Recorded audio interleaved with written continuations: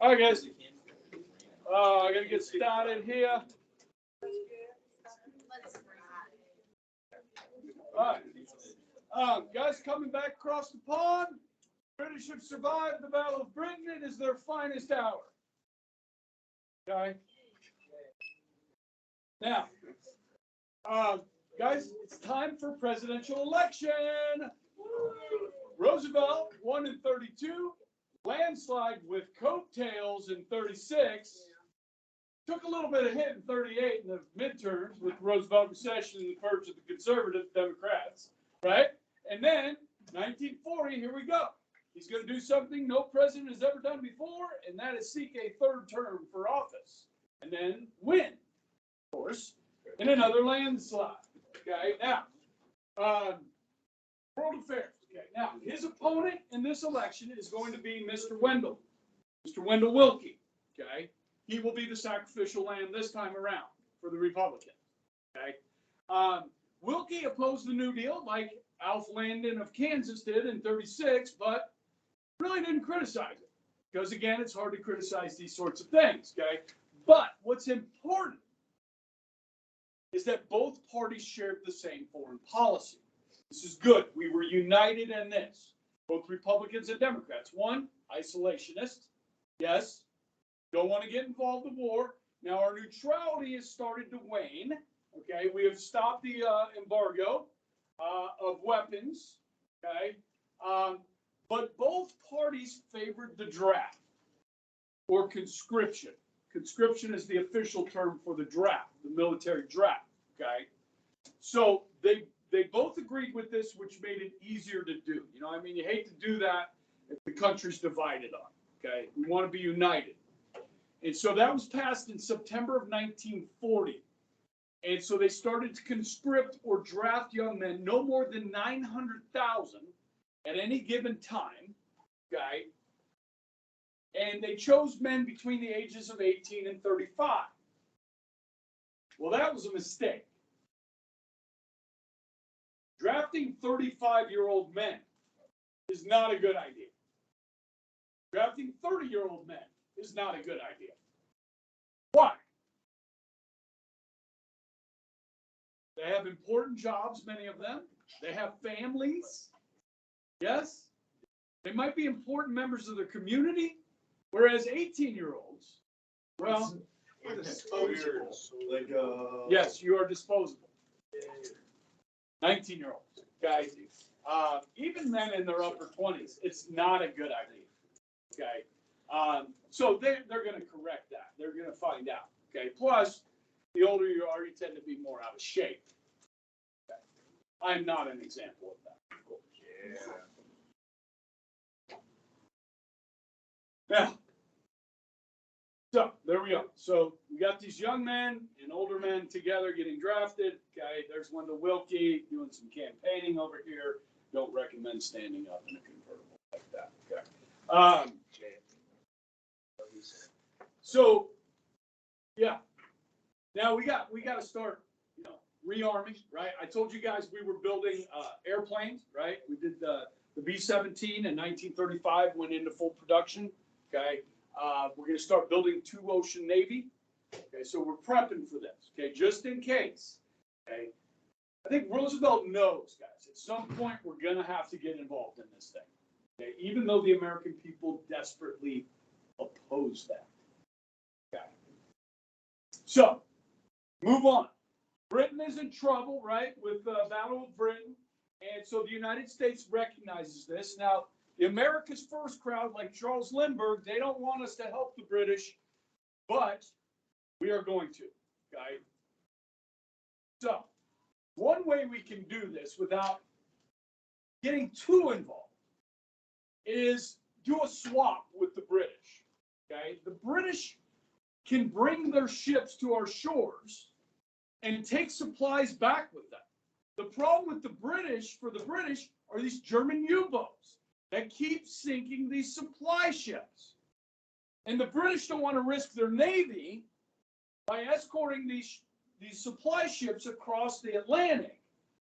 So Churchill asked Roosevelt if there's anything they could do, okay, we're trying to help them, under the Neutrality Acts, still supply the British. So what we did for a time, guys, is we actually sold supplies to private American companies. And those private American companies would sell them to the British, keeping the U.S. government neutral. Okay? Now, when we talk about these merchant ships being sunk in the Atlantic, we'll throw this number at you, okay? During the years of World War II, there were more than 4,600 ships sunk in the Atlantic. 4,600 ships, not boats, ships. Okay? So these U-boats, Unterboten, right? My German people, Unterboten, underwater boats. Okay. Here are three examples of Kriegsmarine U-boats, okay, that the Germans used to wreak havoc on the shipping channels. Okay. So what we're going to do is we are going to trade some old World War I destroyers that we're not going to use anymore for the use of certain naval and air bases that the British have in our hemisphere. Okay, so we're doing a trade. It's a deal. Okay, destroyers for bases. So Churchill asks the U.S. to use our destroyers to escort. We're like, no, we're not using our Navy to escort your ships. But we'll give you 50 World War I destroyers that we're not going to use anymore. Okay? And they're going to give us 99-year leases on 8 naval and air bases that the British possess. Okay? Churchill promises not to surrender these destroyers if Britain loses the war. Remember how Churchill had destroyed part of the French fleet so it wouldn't fall into German hands. We don't want these World War I ships to fall into German hands either, to be used against us. Churchill said he would, he'd sink the fleet if they lost the war. Okay. So I got a couple of things. I actually pulled up the Electoral College, the 1940 election. Let me show you that real quick. Okay, so Wendell Willkie actually won Kansas, where Alf Landon in 36 didn't. Okay. Colorado, Nebraska, Dakotas, Iowa, Indiana. Okay. So, I mean, it was still a landslide. Not as big of a landslide as he had in 36. Okay. These are a lot of farm states. Okay. And then, so guys, as I was doing a little research on this topic, the destroyer for bases deal, I came across this website, and it's really kind of cool. Okay, so I will show it to you here in a second. So, 50 destroyers for use of 8 naval and air bases. Good? Everybody got that? Now, let me throw this up here. I found this website. Okay, and it shows you the 8 naval and air bases that we were able to use. Antigua, British Guiana, Jamaica, St. Lucia, Bermuda, Newfoundland, and Trinidad. So these are all in the Western Hemisphere. Okay, and then these are what the ships look like, the World War I destroyers that we were using, what they look like. Okay, so it's a pretty good picture of them. But what the cool thing is about this website, guys, it tells you the fate of all 50 of these ships during the war. What happened to them? Okay, they were all renamed because they became British ships. So they changed the name of them. So as you can see here, the USS Upshur was renamed the Clare. Okay, this one, the Buchanan, was renamed the Campbellton Town. This one was chosen for the raid at Saint-Nazaire, France, packed with explosives. She was rammed into the gate of the Normandy dry dock in Saint-Nazaire When the charges went off, the dry dock gate was blown off and the dock rendered unusable by the Germans. It was a suicide ship. Okay, packed it with explosives, got it going in towards the dock, blew it up. Okay, that one didn't survive the war. Okay, now some of these were given to the Russians. So guys, soon in the notes, like today, we're going to get to this. Hitler's going to do what he said he was always going to do, and that is invade the Soviet Union. But once the Soviet Union was invaded, Russia becomes our ally by default. The enemy of my enemy is my friend. So you got, here you go, Hitler, Stalin. Hitler, Stalin.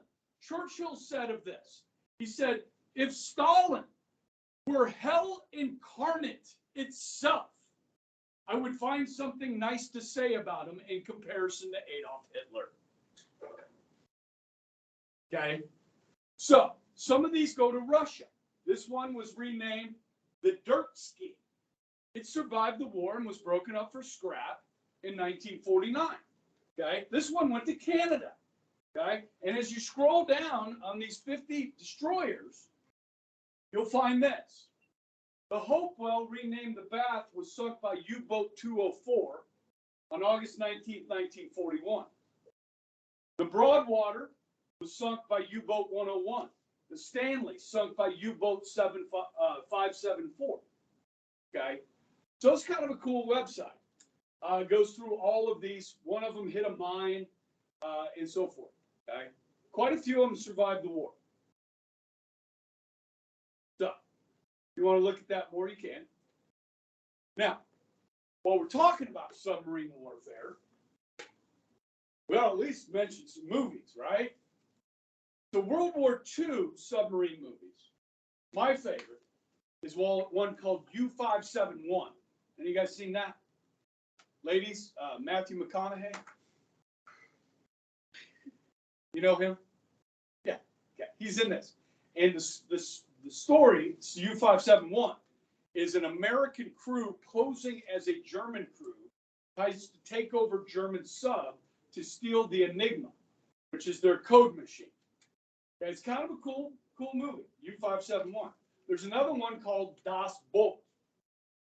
Okay, from a German perspective, it's got subtitles. Das Boot. Okay. Now, best submarine movie ever is, of course, The Hunt for Red October. Okay, which is a Cold War era nuclear submarine movie. Okay, which is great. It's like a Jack Ryan movie, right? Yeah. You guys seen Jack Ryan? You watched the one on Amazon Prime, Jack Ryan? Pretty good. Yeah, so, yeah. All right. We good here? All right. Now, moving forward, shortly after the Battle of Britain survives, okay?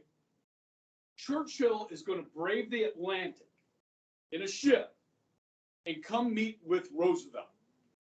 This is the two of them sitting here on the hull of a ship. Now they're going to meet up in Nova Scotia, up in Canada. So Churchill gets on a ship, comes up around the North Atlantic, and Roosevelt's going to meet with him. Now, guys, this is a secret meeting. The media is not told about this because you're not going to be publicizing to the Germans that that Churchill is coming over to the U.S. Okay, you don't publicize that. So this is all secret. Nobody knows about it. Okay, this becomes known as the Atlantic Charter. Okay, and it is here where they draw up the Lend-Lease Act. Okay, and plans for when the United States gets in the war. This is why we don't tell people about it, because Roosevelt is making plans for the war once we get in, yet we're not in. Okay? So you're not going to talk about that out loud. You're not sharing that. Okay? So, the Lend-Lease Act, which is in all the history books, guys, okay? Everybody talks about the Lend-Lease Act. U.S. is going to lend or lease supplies to Britain for later payment. Oh, we've had that before, haven't we? Like in World War I? Did we ever get paid back? No. Are we gonna get paid back here? No. But they say they're gonna pay us. All right, they're gonna pay you back. Yeah. This is big. So it's open to the public. Everybody knows U.S. is going to start lending and leasing supplies to Britain. No questions asked. We're helping the British. Okay. But who else is going to benefit from this? Who are our other allies in World War I? Or excuse me, World War II? Russia now will benefit from the Lend-Lease as well. And who else? On the other side of the planet. The other side. China. Okay, China's fighting the Japanese, guys, tooth and nail, and we're going to, because the Axis powers, okay, the Germans, the Japanese, and the Italians are all in cahoots together. Okay, so we're going to help their enemies, the Chinese. Okay, and when we get to the end of the war, I'll talk in this next section. I'll talk about something that's very little talked about. You don't get a lot of history on the United States and the Chinese fighting together against the Japanese. It's a pretty interesting story. There's not a lot of movies and books on it. There's not a lot of scholarship on it, but it's real. I mean, we fought alongside the Chinese against the Japanese. Okay, in Southeast Asia. All right. Now, so the Atlantic Charter says this. You might want to add this to your notes if you're taking notes. The Atlantic Charter plan is this. Once the United States gets in the war, we will deal with Europe first and then Asia second. Now that's interesting because, guys, who's going to draw us into the war? Yeah, the Japanese are. And I don't know if you guys know this or not. We didn't declare war on Germany. We declared war on Japan. Germany declared war on us 3 days later.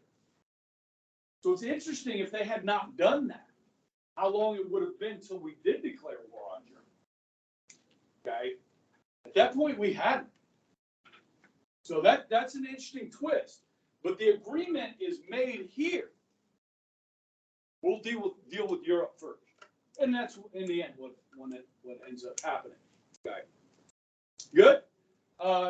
Now, these are convoys, okay, that we would use to bring supplies across the Atlantic.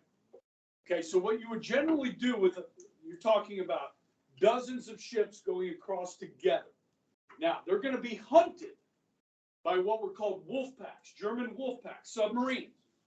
So you would put your most precious cargo in the middle of the convoy. And then you would have destroyers and cruisers patrolling on the outside, doing some sub hunting, and we'll get into great detail on that in the next chapter. Okay. But convoys kind of became the way to move supplies across. And pretty soon, guys, U.S. ships are going to be doing it, which means U.S. Americans are going to become targets of the Germans. All right. So, what do we do here in preparation? So Roosevelt does some really smart things here. Okay, first they extend zones necessary to the defense of the United States further out into the Atlantic. Okay, guys, there are international waters, and then there are waters that belong to, the nations that border those waters. Okay, and there's usually a certain amount of mileage until you hit international waters.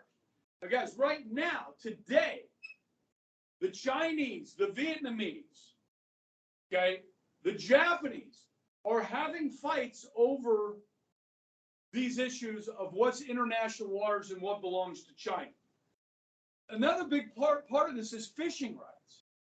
Okay, so like Vietnamese fishermen, they want to go out and fish in these waters, and then the Chinese are telling them, no, you can't fish here. This is Chinese waters, when in reality, it's international water. Okay, and this is causing some international incidents. Read a pretty good book about that recently. It was fiction, but that was like one of the major events that took place okay? So I know you can't see this very well from back there, but on this map, guys, there's a bunch of red dots. The red dots signify Allied merchant ships being sunk. The green dots that you'll see in here are German U-boats that were sunk, okay? And then you got warships that are a little bit larger. I don't even see any on here.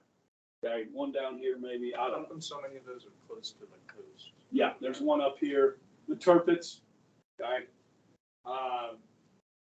That was the big German battleship, Tirpitz. All right.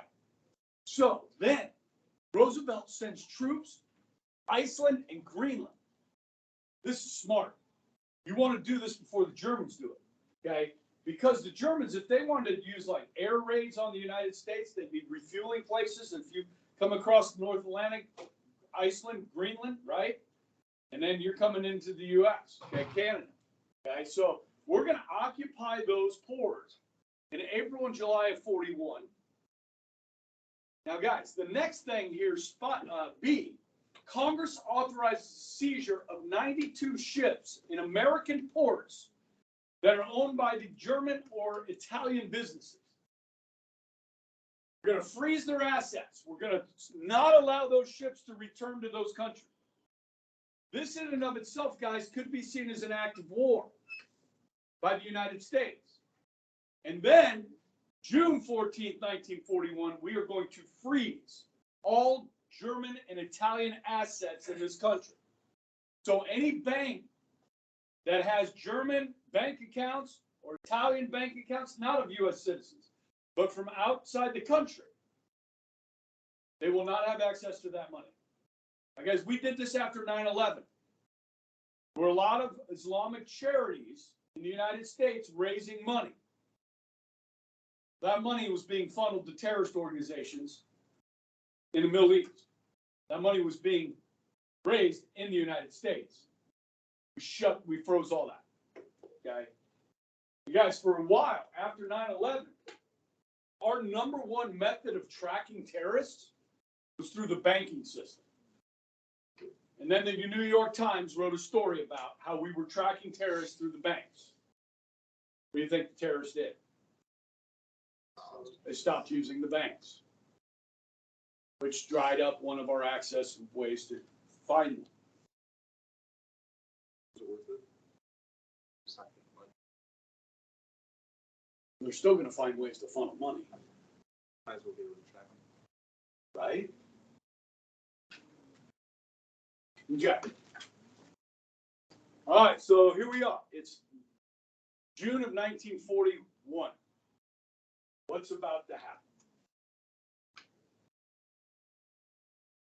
Not there yet. Thinking of that one day. You guys good?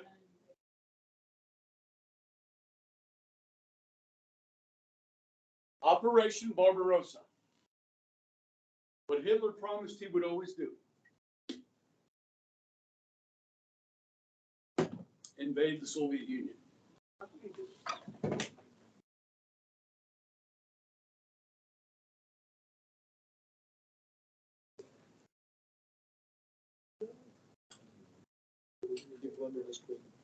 All right, guys, Russian history is absolutely fascinating.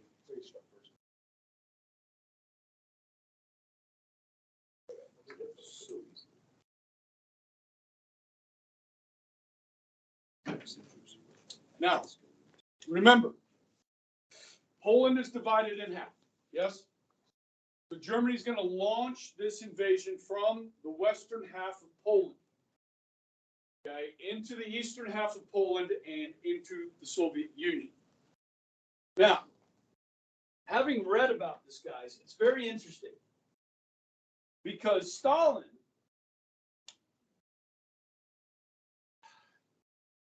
he knew this was coming. You understand? Like his generals would warn him, Hitler's going to invade. Stalin didn't want to hear it. Okay, he got tired of hearing about it. In fact, he started shooting generals that kept bugging him about it. Because Stalin did not like move his armies all to the front in Poland. His generals are like, we need to move our armies. And Stalin wouldn't. Stalin was smart.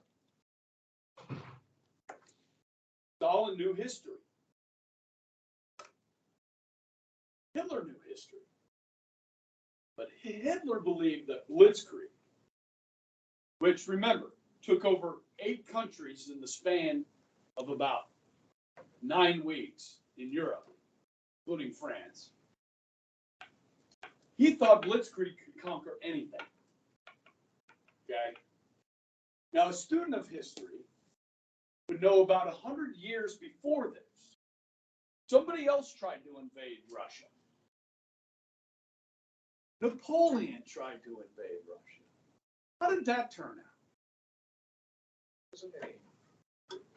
Now look at the date. June 22nd. We're almost to July. All right? Now, let's show you something over here on this map. What's the capital of Russia? Moscow. So if you want to defeat Russia, you want to take its capital. So here's Moscow. Now follow my finger across the map, staying at the same latitude. Look at how far north Moscow is on the globe. Now it's June in what? Mid-Canada. Okay? They're like the Midwest of Canada. What's it like there in June? June. Oh. Yeah, 50s, 60s maybe. Yeah, it's some decent weather. Yeah? Yeah. Okay, you're good. You're in your summer uniforms. Come marching across, okay? Now it's August. September. What starts to happen up here? October. You guys have been out on Halloween trick-or-treating in October, haven't you? Have we had some cold ones in Wichita, which is way down here? Right? November? Holy crap. It's cold. Okay? Now, we actually had better weather in November than we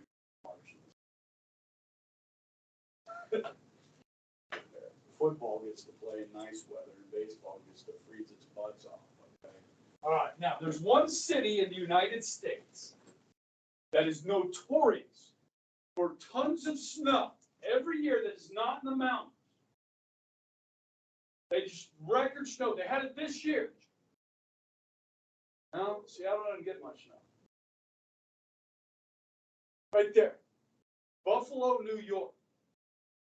Buffalo, New York sits right here. Okay? It is on Lake Erie, Lake Ontario, and this is Lake Huron here. They get what's called lake effect snow. The moisture from the Great Lakes goes up into the air and then it comes back down. So it's not uncommon for Buffalo to get 20 inches, 25 inches, 30 inches. They got hammered this year. Okay? Their snow plowing budget dwarfs our snow plowing budget. Like, it's a thing. Okay? Like, they had to move an NFL game this year, right? Yeah.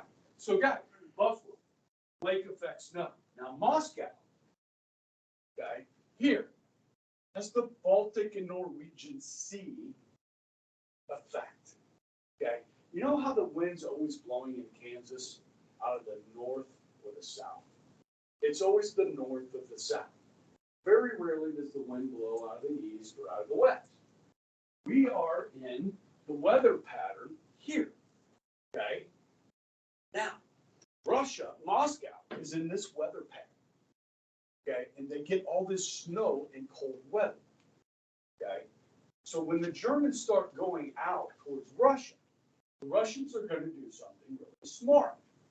They're going to use what's called the scorched earth practice. They're going to destroy anything that the German army can use for food. They will poison drinking water sources. They will destroy shelters, homes, and everything else that the Germans can use to stay warm and have food. So the Germans are going to have to resupply all the way from Poland out here into Russia. And now it's getting really freaking cold. It is so cold. You're supposed to say, how cold was it? How cold? We'll try this again. It was so cold How cold? that the German tank treads literally froze to the ground. They couldn't move. It was so cold. It was so cold that the oil in the German tanks literally froze. That's cold. When you got shot, you started to bleed out. As soon as the blood hit the air, it froze.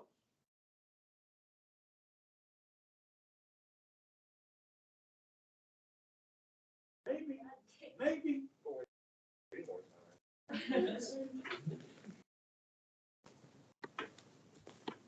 Guys, it will not be the Russian army that halts the German army.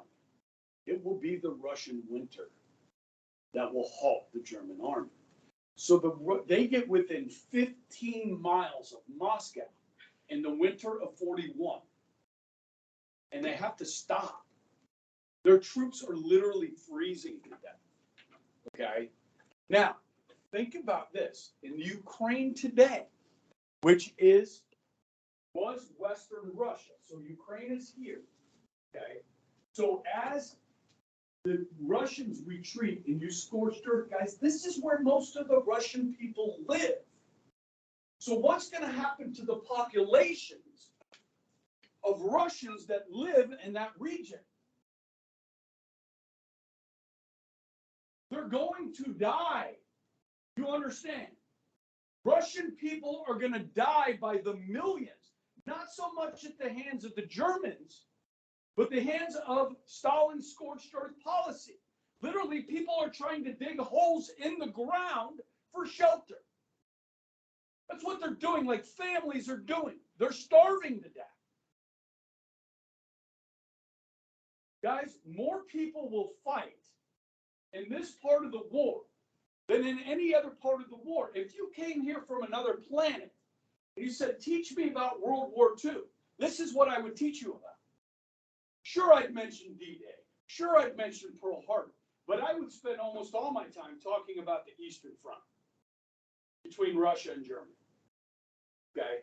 More people will fight, more people will die in this theater than any other. It's brutal. Now, this is not a Russian history class, and it's not a World War II history class, so I can't continue on with this indefinitely. I've got to move on. Okay, so let's just kind of work through this, and then I got a video for you. If we have time, if not, we'll watch the video tomorrow. Okay. All right, so it's cool. Okay, he believed this could conquer all blitzkrieg. Napoleon tried this 100 years ago, lost his empire. The vast and frigid Russia, the motherland will embrace the enemy.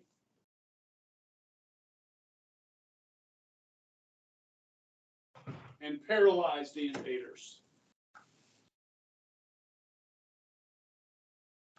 I said Germans had success early on in this, for sure. Okay. The Russian winter would prevail 15 miles from Moscow. Okay.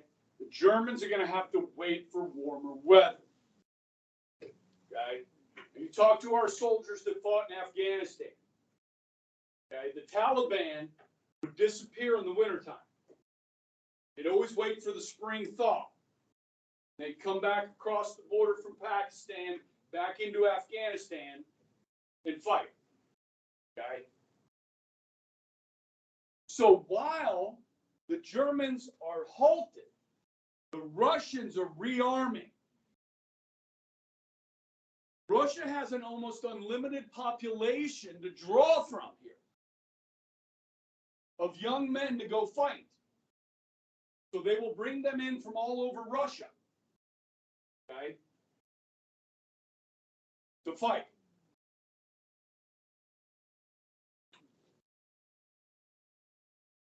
Now, of course, Hitler wants Moscow. He will never get it. Okay? So if I'm out here in Russia, okay, and here's Moscow, and they get within 15 miles, okay, over here and further south, there's a river called the Volga. There's a city on the Volga down south in Russia that bears the name of the leader, Stalingrad. I think Hitler wants to take the city that bears the name Stalin. Oh, yeah. Now, the other thing, guys, I'll put up a map once you're done with these notes. But the other thing is the Germans are trying to get to the oil fields of the Middle East. Okay? We're going to see that on two fronts. One in North Africa, in Egypt, and the other through Russia. Okay? The other thing that Stalin did that was pretty darn smart is he moved a bunch of his industry out here past these Ural Mountains, out of the reach of the Luftwaffe.